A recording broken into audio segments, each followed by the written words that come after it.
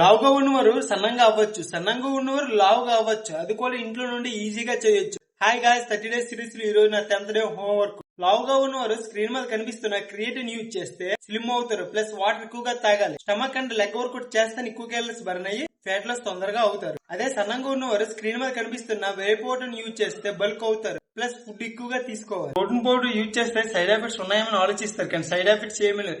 Example ఈ రోజు chicken, fish, eggs అన్ని కూడా ప్రిపేర్ చేసుకున్నాం. అలానే 1 డే చేస్తాం, 2 డేస్ చేస్తాం, 10 డేస్ చేస్తాం. అలానే డైలీ చేయలేం కాబట్టి ప్రోటీన్ పౌడర్ లో ఆల్మోస్ట్ అన్ని కూడా మిక్స్ అయి ఉంటాయి. రిజల్ట్ కూడా ఫాస్ట్ గానే వస్తుంది. సింపుల్ గా చెప్పాలంటే ప్రోటీన్ పౌడర్ అనేది జస్ట్ సప్లిమెంట్, అది కంపల్సరీ కాదు.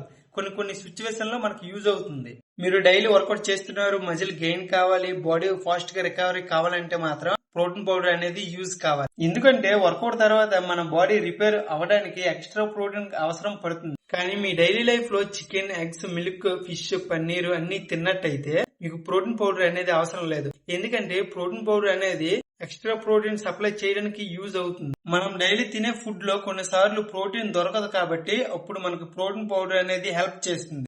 ఈ వీడియో మీకు హెల్ప్ఫుల్ గా అనిపిస్తే మాత్రం ఫాలో చేసుకోండి గైస్. నెక్స్ట్ వీడియో కలుసుకుందాం. Bye bye.